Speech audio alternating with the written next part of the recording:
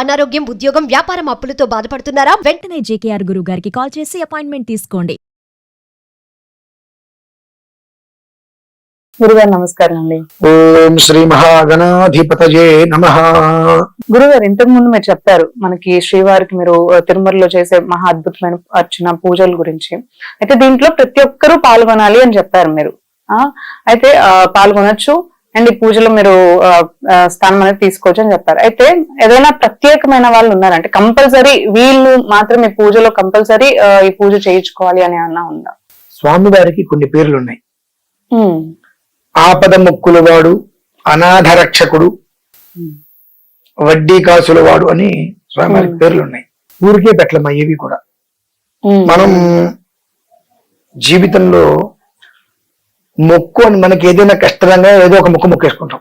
ఏదో ఒక దేవుడికి, ఆయనకి ఈయనకి ఆయన కాకుండా ముందు ఆ కష్టం నుంచి గండం నుంచి బయటపడాలని చెప్పి ఆపత్సమైన మనం మొక్కేసుకోవటం ఆపద మొక్కం. మనం ఎవరికి మొక్కుకున్నామో ఏమని మొక్కుకున్నామో కూడా మనకు గుర్తుండదు. ఒక్కొక్కసారి మర్చిపోతూ ఉంటాం. టైం గడుస్తుంటే మర్చిపోతాం. కొన్ని ముడుపులు కడతాం. ఆ ముడుపులు ఎవరి కోసం కట్టాము కూడా మనకు అర్థం కాదు. అవి కొన్ని రోజుల తర్వాత కొబ్బరికాయ కొట్టారు మొత్తం ఎండిపోయి పాడైపోతూ ఉంటాయి. వాళ్ళకి లోపల శంక ఏమిటి అని. ప్రధానంగా ఈ ముడుపులు అనేటువంటిది కట్టి అనుమతి లేకుండా కట్టేటువంటి ముడుపుకి ఎలాంటి ఒక్క దోషము ఉండదు. అయిన వాళ్ళు కాని వాళ్ళు ప్రధానికి కళ్ళు మూసుకుంటే నేను మొక్కేసుకుంటా అంటే అది మొక్కు కింద లెక్క కాదు. కానీ వాచా దోష ప్రభావం. వాచ దోషం. నేను ఈ పని చేస్తా చేయలేకపోవడం, దానికి మళ్ళీ దోషం. అదే వాచా దోషం దాన్ని అంటారమ్మా. ఎందువల్లండి అంటారంటే మనం ఎవరికైనా ఏదన్నా విషయం వస్తుంది, వాళ్ళకి ఒక మాట ఇస్తాం. ఇంటర్లో మాట మనం నెరవేర్చకపోతే వాళ్ళు మనల్ని ఏమంటారు? ఎందుకు మాట ఇస్తాం? ఇటువంటి మాటలు వస్తాయి. ఇలా ఇవన్నీ కూడా వాచాదోష ప్రభావాలు. ఇటువంటివి తెలిసి తెలియక మొక్కేసుకొని 1-4 రకాల మొక్కులు పెట్టేసుకొని తీర్చుకోలేకపోవటం వలన కొన్ని శకునములు వస్తూ ఉంటాయి. అంటే ప్రతి పనిలోనూ ఆటంకాలు. ఎంత మంచి చేసినా అవమానాలు కలుగుతూ ఉంటాయి, అపనిందలు వస్తూ ఉంటాయి, అవస్థలు పడుతూ ఉంటారు. వృద్ధి అనేటువంటిది ఉండదు. ఎప్పుడు కూడా రుణం అంటే అప్పు ఈ మనిషిని బాగా మెంటల్ గా అప్సెట్ చేస్తూ ఉంటాయి.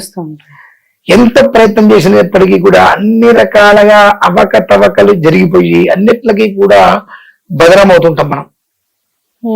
ఒక మనిషికి ఉపకారానికి వెళ్తే అతను తిరిగి మనకు అపకారమే చేస్తూ ఉంటాడు. ఇటువంటివన్నీ కూడా భగవంతుడు మనకు సూచిస్తూ ఉంటాడు. ఆయన నువ్వు వాగ్దానం చేసావు, తీర్చలేదు. నువ్వు వాగ్దానం నెరవేర్చు. ఏదో ఒక రకంగా నెరవేర్చుకో, కానీ వాగ్దానం చేసావు, నెరవేర్చుకో. నువ్వు వాగ్దానం నెరవేర్చేంత వరకు కూడా నీకు సమస్య అనేటువంటిది ఉత్పన్నమవుతూనే ఉంటుంది. ఆపద మొక్కులు వాడు. ఆపద సమయంలో నువ్వు మొక్కేశావు, మర్చిపోయావు. వడ్డీ కాసులు వాడు. దీనివల్ల ఏమవుతుంది? నువ్వు చేసే ప్రతిదానికి కూడా డబల్ త్రిబుల్ పెరుగుతూ ఉంటుంది. మీరు క్రెడిట్ కార్డు తీసుకోండి, 30,000కి 30,000 వాడేసేయండి. 4 రోజులు, నెల 15 రోజులు, 45 రోజుల సమయం. ఆ తర్వాత కట్టకపోతే 30కి 10,000 రూపాయలు వడ్డీ వేస్తున్నాడు. ఆ తర్వాత ఆ 30కి 3 లక్షలు కూడా వడ్డీ వేసుకుంటూ వెళ్తాడు. ఈ రకంగా వడ్డీ కాసులు వాడేటప్పటికి అందరూ తిరుమల వెంకటేశ్వర స్వామి వారు కుబేరుడి దగ్గర డబ్బు తీసుకున్నందుకు కానీ వాళ్ళు కూడా వడ్డీ కడుతూనే ఉన్నారని అంటారు. ఆయన ఎలా అయితే కనుక వడ్డీ కడుతున్నారో ఆ రకంగా కూడా మనం ఏదైతే కనుక ఒక మాటని వదిలేస్తామో ఆ మాటకి 10,000 10,000 టైమ్స్ అంటే 10,000 రెట్లు వడ్డీ మనం కడుతూనే ఉంటాం. ఏదో ఒక రూపంలో అనర్థాలు వస్తూనే ఉంటాయి. అనాథ రక్షక. అనాథులు అంటే అనాథాశ్రమం ఉండండి పిల్లలు కాదండి, మనమే అనాథరం. అందరూ ఉండి ఏకాగ్ర బ్రతుకుతారు. చూశారు, ఒకరి దగ్గర సంపాదన లేకపోతే కుటుంబంలో వాడిని ఎవరు పట్టించుకోరు, వాడు అనాథ. తండ్రి ఒకప్పుడు నా చుట్టూతో అందరూ ఉన్నారు, నేను రూపాయి సంపాదించినప్పుడు నా చుట్టూతో అందరూ ఉన్నారు, అంత బానే ఉంది. ఏం దౌర్భాగ్యమో ఏం కర్మో ఏం పేడో నాకు పట్టి ఉంది, ఎందుకు నుంచి పట్టుకుందో నాకు అర్థం కావట్లా. అందరూ ఉన్నటువంటి ఏకాకి అయిపోయా నేను, నన్ను కాపాడు తండ్రి అని మనం అనాథ రక్షక గోవింద అంటే అది అర్థం. అక్కడ ఈ 3 రకాలుగా ఉండేటువంటి దోషాలకి ప్రాయశ్చిత్తమే ఈ 21 వరకు చేసే మహాకృతవమ్మ. ఇది కంప్లీట్ చేసుకోవడం వల్ల ఏమవుతుందంటే ఆపద్బాంధవుడిగా వచ్చి కాపాడతాడు మనండి. ఆ రోజు నాడు ఎవరైతే స్వామివారిని భారంగా కాకుండా భాగ్యంగా భావించుకొని ఈ అదృష్టం ఏన్న నాటికి వచ్చింది, మనం జన్మించి ఇన్ని సంవత్సరాలు అయిన తర్వాత ఇన్ని సంవత్సరాలు అయింది, ఇప్పటివరకు ఇటువంటి భాగ్యం మనకు రాలేదు. ఆ స్వామివారిని అలా పట్టుకొని ఆ శిరస్సు మీద పెట్టుకొని మనం ఎక్కగలిగినంత వరకు మెట్లు ఎక్కుతూ వస్తున్నామనంటే ఈ భాగ్యం ఎంత కాలానికి వచ్చింది అనేటువంటి ఒక భాగ్యంగా భావిస్తూ శ్రీవారిని తలుచుకుంటూ కొండ ఎక్కడం, తర్వాత ఆ ఒక 7 నాణెములు తీసుకోవడం అంటే అమ్మా సాక్షాత్తు తిరుమల వెంకటేశ్వర స్వామి వారు పాలయ గోవింద శేషాచలపతి గోవింద. ఎప్పుడైతే ఆ 7 కాయిన్లు మన చేతి నుంచి మన ఇంటికి వస్తాయో శ్రమల్ని నెక్కబరుచుకుంటాయి. శ్రమల్ని ప్రతి మనిషికి నెక్కబరుచుకుంటాయమ్మా. రోజులలోనే ఆ యోగాన్ని చూడగలుగుతారు. ఎందువల్లనంటే ప్రపంచం మొత్తం మీద ఆధ్యాత్మిక రాజధాని ఏది అంటే తిరుమల. దానికి ఎందుకు అంత వైభవం వచ్చిందో తెలుసమ్మా. అసలు ముందు మనం పూర్వీకులు ఇంట్లో శాలిగ్రామం పెట్టుకుని రోజు అర్చన చేసుకుంటారా మంచిది అంటూ ఉంటారు. ఒక శాలిగ్రామం చిన్నది పెట్టుకుంటే అర్చన చేసుకుంటేనే మనకు మంచిది అన్నప్పుడు ఆ 7 కొండలు కూడా శాలిగ్రామ శిల పర్వతం. ఇంత శాలిగ్రామమే మనకు అమోఘమైన యోగం ఇస్తుంది అన్నప్పుడు ఆ మొత్తం 7 పర్వతాలు అంజనాద్రి, వృషభాద్రి, నారాయణాద్రి, ఇలా 7 పర్వతాలు ఏవైతే ఉన్నాయో, వెంకటాద్రి, ఇట్లా ఆ 7 పర్వతాలు కూడా శాలిగ్రామ శిల. ఆ శాలిగ్రామ శిల పైన స్వామివారు స్థిరో భవ వరదో భవ అని కూర్చున్నాడు. మరి ఆ అంత శాలిగ్రామ పర్వతం మీదకి ఎక్కి స్వామివారిని మనం ఆరాధిస్తున్నాంగా. అంతకు మించిన భాగ్యము భోగం ఏమైనా ఉన్నాయమ్మా యోగం. ఆ స్వామివారిని అర్చించాలని చెప్పి 1000 కళ్ళు పెట్టి చూస్తాయని దర్శనం చేసుకోవాలని చెప్పి దొరకదా భాగ్యం. అటువంటి భాగ్యము ఆయనకి చాలా ప్రీతికరమైనటువంటి రోజు. అదే రోజు అష్టమి రావటం, సోమవారం రావటం, శ్రవణేందు అంటారంట ఆ రోజు. శ్రవణేందు అంటారు. తర్వాత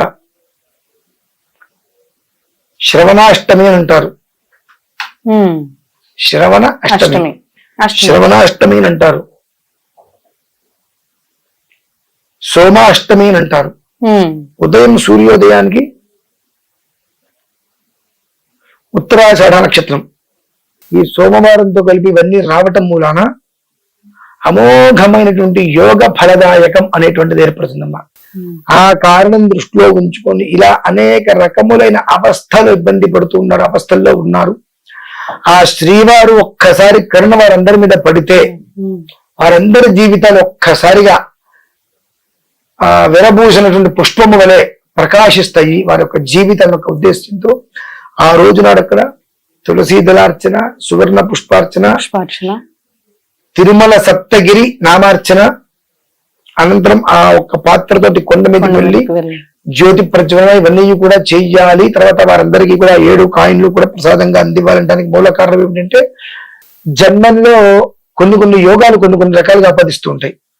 అటువంటిది మనకు అతి తక్కువ కాలంలో రాబోయేటువంటి రోజుల్లో ఎన్ని రకాల సమస్యలు మనం చూడబోతున్నామో ఇతప్పుడు చెప్తున్నాం. అటువంటి వాటి నుంచి ప్రతి ఒక్కరూ క్షేమంగా, ప్రతి కుటుంబం సంతోషంగా ఉండాలంటే ఆయన యొక్క అనుగ్రహం ఖచ్చితంగా కావాల్సింది. ఎంతో మంది ఎన్నో రకాలుగా మొక్కులు అటువంటి అన్ని మొక్కేసి మర్చిపోతుంటారు. కాబట్టి అటువంటి వారందరికీ కూడా పరిపూర్ణమైనటువంటి యోగదాయకమైనటువంటి మహావైదిక క్రతువు ఈ నెల 21 నిర్వహించేటువంటిదమ్మా. అలాగే గురుగారు, ఇప్పుడు ఈ కార్యక్రమంలో మనం పాల్గొనాలంటే నంబర్స్ ని మనం కాంటాక్ట్ చేసి ప్రతి ఒక్కరు డీటెయిల్స్ తీసుకుని కార్యక్రమంలో పాల్గొనాలి. ఆ రోజు వాడు 21 తారీఖు ఉదయం 10:30-11 గంటలకు ఆ మెట్ల మార్గంలో మనం ప్రారంభం చేయడం జరుగుతుంది. రాగలిగిన వాళ్ళు ఎవరన్నా ఉన్నారు పాల్గొంటున్నారంటే వారికి శ్రీవారి మెట్ట దగ్గర ఉంటామా, అలిపిరి దగ్గర ఉంటామా అనేటువంటి విషయాన్ని వాట్సాప్ లో లొకేషన్ పెడతాం. అలా వాట్సాప్ లో లొకేషన్ పెట్టినటువంటి ప్రదేశానికి 10:30-11 గంటలకు వచ్చేస్తే సరిపోతుందంట. అలాగే గురుగారు, ధన్యవాదాలు.